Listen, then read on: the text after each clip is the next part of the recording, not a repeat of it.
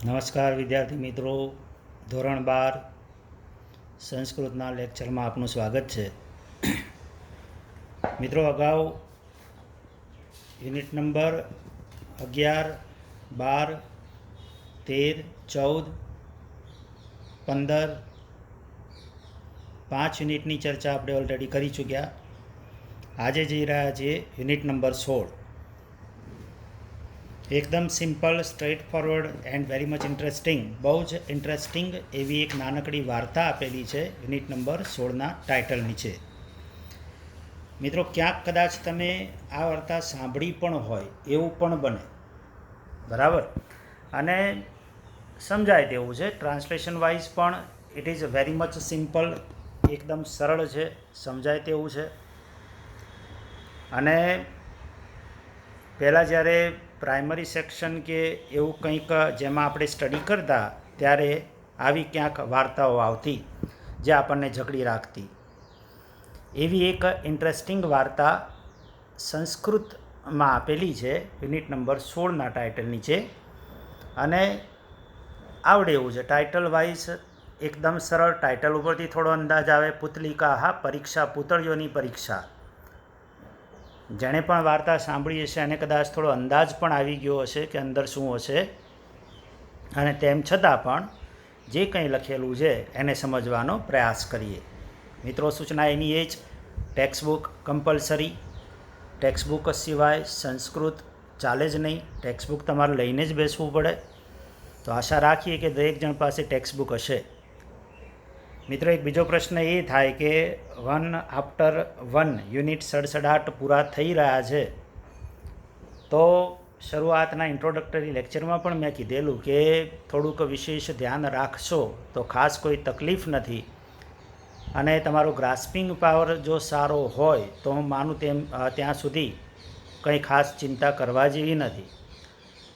જ્યારે પણ સમય મળશે મિત્રો અને જેવી અનુકૂળતા થશે બધા જ યુનિટનું રિવિઝન કરીશું. એટલે એ બાબતે આપ નિશ્ચિંત બની જજો, એની કોઈ ચિંતા કરતા નહીં. હાલ જઈએ યુનિટ નંબર 16.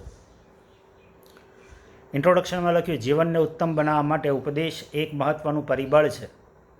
એટલું જ નહીં, જીવનના વિવિધ ક્ષેત્રોમાં સફળતા અને સુફળતા મેળવવા માટે પણ ઉપદેશ મહત્ત્વનો છે. ઉપદેશને પ્રાપ્ત કરવાના બે ઉપાયો છે. એક ઉપાય છે સાક્ષાત ઉપદેશ વચનો અને બીજો ઉપાય છે કથાનું માધ્યમ. આમાંથી ઉપદેશ પ્રાપ્તિનો જે આ બીજો ઉપાય છે તે સામાન્ય જનમાનસમાં વધારે આદર ધરાવે છે. આ કારણે સંસ્કૃત સાહિત્યમાં કથાઓના માધ્યમથી માનવ જીવનને વિવિધ ઉપદેશ આપવાની પરંપરા ઘણી જૂની છે. આવી કથાઓ ક્યારેક કોઈક ઐતિહાસિક પાત્રોના આધારે તો ક્યારેક કોઈકની કલ્પનાથી અસ્તિત્વમાં આવે છે અને પછી તે સાર્વજનિક બની જતી હોય છે. સમયાંતરે આવી કથાઓ ભોજ, કાલિદાસ, અકબર, બિરબલ જેવા પાત્રોના સંવાદ તરીકે પરિવર્તન પામતી રહીને નજીવા પરિવર્તન સાથે નવા નવા રૂપો ધારણ કરીને સમાજમાં ફરતી રહે છે. આવી જ એક સુપ્રસિદ્ધ કથાને સરળ પદાવલીમાં સંપાદિત કરીને આ પાઠમાં મૂકવામાં આવી છે. એક રાજાની રાજસભામાં, વાર્તાનો સાર, આપણા પાઠનો સાર.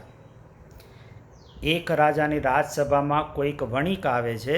એની પાસે બધી રીતે સરખી દેખાતી 3 પૂતળીઓ છે, સ્ટેચ્યુ. ત્રણેયનું મૂલ્ય જુદું જુદું છે. આગંતુક વણિક રાજસભામાં કઈ પૂતળીનું કેટલું મૂલ્ય છે અને તેની પાછળનું કારણ શું છે તે શોધી કાઢવાનો પડકાર ફેંકે છે. રાજસભામાં ચેલેન્જ કરે. રાજસભામાં ઉપસ્થિત કોઈ સભ્ય જ્યારે આ પડકારને ઝીલી શકતો નથી ત્યારે એ પડકાર મંત્રીના માથે આવી પડે છે. મંત્રી પોતાની સૂક્ષ્મેક્ષિકાથી દરેક પૂતળીનું મૂલ્ય અને તેની પાછળનું કારણ જાણી લે છે. રાજસભામાં આ રહસ્યનું ઉદ્ઘાટન કરીને સૌને આશ્ચર્યચકિત કરે છે. કથાસાર એ છે કે કોઈ વસ્તુ ભલે રૂપે અને રંગે એકસરખી દેખાતી હોય પણ તેનું મૂલ્ય તો એ વસ્તુમાં રહેલી કોઈને કોઈ ગુણાત્મક વિશેષતાને કારણે નક્કી થાય છે. બહારથી ગમે તેવું દેખાય નહીં. હમણાં ક્યાંક એક સેન્ટેન્સ ચાલ્યું છે કે પર્સનાલિટી ગમે તેવી હોય, મેન્ટાલિટી સારી હોવી જોઈએ. એટલે માણસ છે ને એના ગુણોના લીધે એ આગળ વધતો હોય. બરાબર, વિશેષ ચર્ચાનો અવકાશ નથી મિત્રો. ચલો વાર્તામાં જઈએ. ઇન્ટરેસ્ટિંગ છે, જકડી રાખે એવી વાર્તા છે અને આવડે એવી છે. દરેક જણ અગેઇન સેમ સૂચના, ટેક્સ્ટ બુક કમ્પલસરી. ચલો વાંચીએ, સમજીએ, ટ્રાન્સલેશન કરીએ. એકદા that is once upon a time. ઇંગ્લિશમાં જનરલી એવું હોય, એકદા એટલે વંશ. એકસ્યા નૃપસભાયામ, એક રાજાની સભામાં કશ્ચિત વૈદેશિક વણિક સમાગત, કોઈક વિદેશી વેપારી આવ્યો. વણિકનો અહીંયા આપણે મિનિંગ કરીએ વેપારી. એકવાર એક રાજાની સભામાં કોઈક વિદેશી વેપારી આવ્યો. તસ્ય પાર્શ્વે, તેની પાસે કાષ્ઠમય, લાકડાની સુંદર કળાત્મક આકારમાં, પ્રકારમાં, ભારમાં અને રૂપમાં, એના એ શબ્દો, ચરાગેણ અને સુંદરતામાં, આકારમાં, પ્રકારના, ભારમાં, રૂપમાં અને સુંદરતામાં સમાન તિસ્રઃ પુતલિકા આસન, 3 પૂતળીઓ હતી. રાજસભાયામ ઉપસ્થિત, રાજસભામાં ઉપસ્થિત થયેલા અસૌ વણિક, તે પૂતળીઓ રાજસભામાં ઉપસ્થિત થયેલા તે વણિકે તાહા પુતલિકા, તે પૂતળીઓ નૃપમ પ્રદર્શયતી, રાજાને બતાવે છે. નૃપતિ રાજા સ્વકર કમલયો ગૃહીત્વા, પોતાના હાથમાં લઈને તાહા પશ્યતી, તેને જુએ છે. તાહા કલાત્મિકા, તેની કલાત્મકતા નૃપતે મનઃ હરંતી, રાજાનું મન હરી લે છે. ઇમ્પ્રેસ થાય છે રાજા. નૃપતિ તમ વણિજમ પ્રશંસતી, રાજા તે વેપારીની પ્રશંસા કરે છે. સ્વકિયામ એટલે પોતાની, પ્રસન્નતા પ્રકટયતી, ચ એટલે અને પોતાની પ્રસન્નતા પ્રગટ કરે છે. નૃપતિમ પ્રસન્નમ દ્રષ્ટવા, રાજાને પ્રસન્ન થયેલો જોઈને અસૌ વણિક, તે વેપારી તાહા, તે પૂતળીઓને ક્રેતુમ પ્રાર્થિતવાન, તે પૂતળીઓને ખરીદવાની પ્રાર્થના કરે છે. પછી તતઃ એટલે પછી, ધેન નૃપતિ, રાજા વણિજમ, વેપારીને તાસામ મૂલ્યમ પૃચ્છતી, તેનું મૂલ્ય પૂછે છે. ત્યારે વણિક વદતી, ત્યારે વેપારી બોલે છે. તિસૃણામ અપી પુતલિકાના મૂલ્યમ ભિન્નમ અસ્તિ, 3 પૂતળીઓનું મૂલ્ય જુદું જુદું છે. એકસ્યાહ રૂપ્યકમ માત્રમ, એકનું મૂલ્ય માત્ર 1 રૂપિયો. અન્યસ્યાહ ચ સહસ્ત્ર રૂપ્યકમ માત્રમ, બીજીનું મૂલ્ય 1000 રૂપિયા. તૃતીયા એકા પુતલિકા, અને ત્રીજી આ પૂતળીનું મૂલ્ય લક્ષ રૂપ્યકમ મૂલ્યમ દધાતી, 1 લાખ રૂપિયા. દધાતી એટલે નિશ્ચિત કરવામાં આવ્યું છે. નૃપતિ રાજા સ આશ્ચર્ય વણિજે કથયતી, આશ્ચર્યપૂર્વક વેપારીને કહે છે, હે વણિક, હે વેપારી, કથમ, શા માટે, કેવી રીતે, કથમ તાવત સમાનાનામ પુતલિકાનામ મૂલ્યમ એતાવત ભિન્નમ અસ્તિ, તાવત એટલે તારી, એક સમાન પૂતળીઓનું મૂલ્ય આ પ્રમાણે જુદું જુદું છે. વણિક બોલ્યો, અહીં નૃપ, હે રાજા, ભવતઃ રાજસભાયામ, તમારી રાજસભામાં, અત્ર અહીં, બહવઃ વિદ્વાસમ, ઘણા બધા વિદ્વાન, વિચક્ષણ એટલે બુદ્ધિશાળી, પુરુષા વિરાજન્તે, પુરુષો શોભે છે. તે એટલે તેઓ, એતાહ પુતલિકા પરીક્ષ્ય, આ પૂતળીઓની તપાસ કરીને, તાસા મૂલ્ય ભેદમ, તેના મૂલ્યનો ભેદ, ચ તસ્ય કારણમ, અને તેનું કારણ, વિજ્ઞાપયિતુમ અર્હંતિ, તેનું કારણ, વિજ્ઞાપયિતુમ એટલે જાણવા માટે, અર્હંતિ એટલે સમર્થ છે. અતઃ આથી, તાન એટલે તમે, એ રાજસભા સદસ્યાન એતદ પૃચ્છતું, તમે રાજસભાના સદસ્યોને જ આ પૂછો.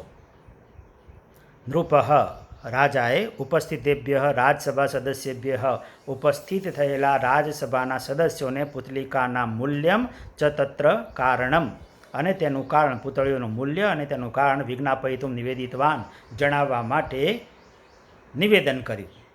નૃપસ્ય નિવેદનમ અનુસરંતઃ, રાજાના નિવેદનને અનુસરતા, બહવો વિચક્ષણા, ઘણા બધા બુદ્ધિશાળીઓ, સમાગત્ય એટલે આવીને, પુતલિકાના મૂલ્ય ભેદમ ચ તત્ર કારણમ, પૂતળીઓના મૂલ્યનો ભેદ અને તેનું કારણ જ્ઞાતુમ, જાણવા માટે પ્રયત્નમ કૃતવંત, પ્રયત્ન કરવા લાગ્યા. પરંતુ કહપી, કોઈ પણ તત્ર સફલો ન અભવત, પરંતુ કોઈ પણ તેમાં સફળ થયો નહીં. તતઃ પછી અસૌ નૃપ, તે રાજાએ તત્કાર્યમ, મંત્રીને સમર્પિતવાન, તે કાર્ય મંત્રીને સોંપ્યું. મંત્રીએ ઊભા થઈને દિનત્રય અનંતરમ, 3 દિવસ, ત્રયઃ દિનઃ, 3 દિવસ અનંતરમ બાદ, અહમ એટલે હું, એતદ વિજ્ઞાય, એ જાણીને, ભવતે નિવેદયિષ્યામિ, આપને જણાવીશ. ઇતિ નૃપાય એમ રાજાને સવિનયમ અકથાય વિનયપૂર્વક કહ્યું. નૃપ રાજાએ તથાસ્તુ એમ કહીને રાજસભાનું વિસર્જન કર્યું. વિસર્જિતવાન. ક્લિયર. મંત્રી તાહા પુતલિકા સ્વીકૃત્ય ગૃહમાગચ્છતિ. મંત્રી તે પુતળીઓ લઈને ઘેર આવે છે. ગૃહમાગત્ય ઘેર આવીને પરિશ્રાંત, શ્રાંત એટલે થાકેલો, પરિશ્રાંત અત્યંત થાકેલો, અત્યંત થાકેલો અપી હોવા છતાં પણ, બુભુક્ષિત, બુભુક્ષિત એટલે ભૂખ્યો, ભૂખ્યો હોવા છતાં પણ પરિશ્રમમ ચ બુભુક્ષામ, થાક અને ભૂખની ઉપેક્ષ પરવા કર્યા વિના સર્વાણી દૈનંદિનાની કાર્યાણી, બધા જ દરરોજના કાર્યો પરિત્યજ્ય, બધા જ દરરોજના કાર્યો છોડીને તાહા પુતલિકાહા તે પુતળીઓને સૂક્ષ્મેક્ષિકયા પરીક્ષતે ઝીણવટપૂર્વક તપાસે છે. તતઃ પછી સહ પુતલિકાનામ કર્ણેશુ એકમ છિદ્રમ પશ્યતિ. સ પુતલિકાનામ કર્ણેશુ એકમ છિદ્રમ પશ્યતિ. અને પુતળીઓના કાનમાં એક છિદ્ર જુએ છે, એક કાણું જુએ છે. અને ત્યાં એ કોઈક નિર્ણય ઉપર આવતા પહેલાં આવું કંઈક વિચારે. કિમર્થમ ઇદમ છિદ્રમ, શા માટે આ છિદ્ર હશે? ઇતિ ચિંતયત એમ વિચારતા તસ્ય મનસી, અને તેના મનમાં અકસ્માતે એક વિચાર સમુત્પન્ન, એક વિચાર ઉત્પન્ન થયો. તમ અનુસરન તેને અનુસરતા અસૌ પુતલિકાનામ કરણે એકામ શલાકામ પ્રાક્ષિપત. તેને અનુસરતા તેણે પુતળીના કાનમાં એક શલાકા એટલે નાની સળી, શલાકા એટલે નાની સળી, અને એક નાની સળી પ્રાક્ષિપત એટલે નાખી. સર્વાસુ પુતલિકાસુ પ્રક્ષિપ્તાયામ શલાકાયામ, દરેક પુતળીઓના કાનમાં નાખેલી શલાકાથી ત્રયમ પરિણામમ પ્રાપ્તમ, 3 પરિણામ પ્રાપ્ત થયા. એકસ્યા પુતલિકાયા કરણે પ્રક્ષિપ્તા શલાકા, બોલો બોલો, એક પુતળીના કાનમાં નાખવામાં આવેલી શલાકા અપરસ્માત કરનાત બહિર્નિર્ગતા, બીજા એક કાનમાંથી બહાર નીકળી ગઈ. દ્વિતીયા પુતલિકા કરણે પ્રક્ષિતા શલાકા, બીજી પુતળીના કાનમાં નાખવામાં આવેલી શલાકા મુખાત બહિર્નિર્ગતા, મુખમાંથી બહાર નીકળી ગઈ. તૃતીયા પુતલિકા કરણે પ્રક્ષિતા શલાકા, ત્રીજી પુત્રીના કાનમાં નાખવામાં આવેલી શલાકા સળી ઉદરમ ગતા, પેટમાં ગઈ, ન પુનઃ બહિર્સમાગતા, પરંતુ બહિર ન સમાગતા, બહાર ન આવી.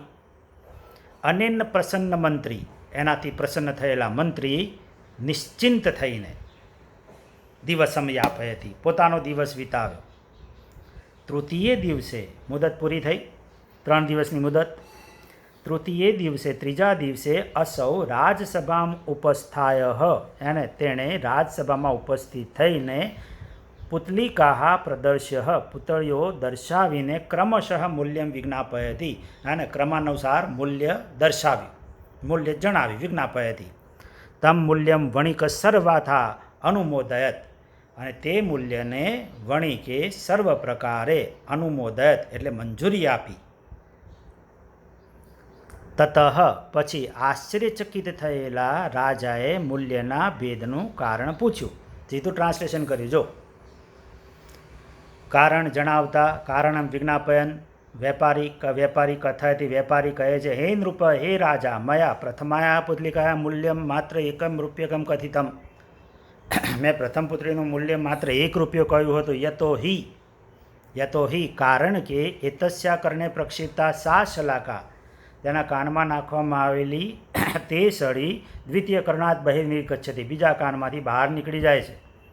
યહ જનઃ, ઇન્ટરેસ્ટિંગ, જે માણસો હિતકારક વચનો, હિતકરમ વચનમ એક કર્ણેન શૃણોતી, એક કાનથી સાંભળે છે, અપરસ્માત કરણાત બહિર્નિષ્કાસયતી, અને બીજા કાનમાંથી બહાર કાઢી નાખે છે, તસ્ય મૂલ્યમ અપી માત્રમ રૂપ્યકમ ભવતી, તેનું મૂલ્ય પણ માત્ર 1 રૂપિયો હોય છે. દ્વિતીયાયા પુતલિકા મૂલ્યમ સહસ્રરૂપ્યકમ માત્રમ કથિતમ, બીજી પુત્રીનું મૂલ્ય 1000 રૂપિયા કહ્યું હતું. યતો હિ કારણ કે તસ્યા કરણે પ્રક્ષિપ્તા શલાકા મુખાત નિર્ગચ્છતિ, અને મુખમાંથી બહાર નીકળી ગઈ. એકઃ જનઃ, એક માણસ, હિતકારકમ વચનમ કર્ણાભ્યામ શૃણોતિ. એક માણસ હિતકારક વચનો કાનથી સાંભળે છે. તદ અનંતરમ ત્યારબાદ અસૌ એટલે તે તદ હિતકરમ વચનમ તે હિતકારક વચન પરેભ્ય ઉપદિશતિ બીજાને પરેભ્ય એટલે બીજાને ઉપદેશે છે અથવા તે હિતકારક વચનોનો બીજાને ઉપદેશ આપે છે પરંતુ સ્વયં તત્ર ન પ્રવર્તતે પરંતુ પોતે તે પ્રમાણે વર્તતો નથી. એતાદૃશસ્ય જનસ્ય મૂલ્યમ આવા પ્રકારના લોકોનું મૂલ્ય સહસ્ત્રરૂપ્યકમ માત્રમ ભવતી 1000 રૂપિયા હોય છે. તૃતીયાયા પુતલિકા મૂલ્યમ લક્ષરૂપ્યકમ કથિતમ ત્રીજી પુત્રીનું મૂલ્ય 1 લાખ રૂપિયા કહ્યું હતું. યતો હિ કારણ કે એતસ્યા કર્ણે પ્રક્ષિપ્તા શલાકા ઉદરમ ગતા ન પ્રતિ આવર્તતે તેના કાનમાં નાખવામાં આવેલી શલાકા પેટમાં ગઈ અને ન પ્રતિ આવર્તતે પાછી ફરી નહીં અથવા તો બહાર ન નીકળી. યહ જન જે માણસ હિતકારક વચનો કાનોથી સાંભળીને કર્ણાભ્યામ બંને કાનોથી સાંભળીને તદ અનંતરમ ત્યારબાદ અસૌ તે તદ હિતકરમ વચનમ તે હિતકારક વચનો સ્વમનસી સ્થાપયિત્વા પોતાના મનમાં ધારણ કરીને સ્વજીવને પોતાના જીવનમાં યથા પ્રસંગમ યોગ્ય પ્રસંગે તત્ પરિપાલયતી તેનું પરિપાલન કરે છે. એતાદૃશસ્ય જનસ્ય મૂલ્યમ અધિકમ સ્યાત તેવા પ્રકારના લોકોનું મૂલ્ય અધિક હશે. ઇતિ વિચાર્ય એમ વિચારીને અસ્ય મૂલ્યમ એનું મૂલ્ય લક્ષરૂપ્યકાત્મકમ નિર્ધારિતમ અસ્તિ તેનું મૂલ્ય 1 લાખ રૂપિયા નિર્ધારિત કરવામાં આવ્યું છે. સમાનાનામ પુતલિકાનામ અસમાને મૂલ્યે એક સમાન પૂતળીઓના જુદા જુદા મૂલ્યમાં ઇદમ તાત્વિકમ આ તત્વજ્ઞાન તાત્વિકમ ચિંતનમ આ તત્વજ્ઞાનનું ચિંતન નિહિતમ અસ્તિ નિશ્ચિત કરવામાં આવ્યું છે. મિત્રો સમજાય તેવું છે અને વધુ ઉપદેશની કોઈ વાત કરવી નથી કારણ કે વાર્તા સ્ટ્રેટ ફોરવર્ડ સમજમાં આવી જાય એવી છે. આપણે આમ કરવું જોઈએ તેમ કરવું જોઈએ એવી કોઈ ચર્ચામાં આપણે પડતા નથી કારણ કે સમયનો અભાવ છે અને આપ સામે નથી. સામે જો હોત તો કદાચ આપણે ડિટેલમાં થોડી ઘણી ચર્ચા કરી હોત. That's all for unit number 16 પુતલિકા પરીક્ષા. વાર્તા યાદ રહી જાય એવી છે. મનન કરજો, ચિંતન કરજો, વિચારજો અને વાર્તાનો જે કંઈ ઉપદેશ છે એને આપ યાદ રાખજો. ઓકે, જય Swaminarayan. Thank you very much.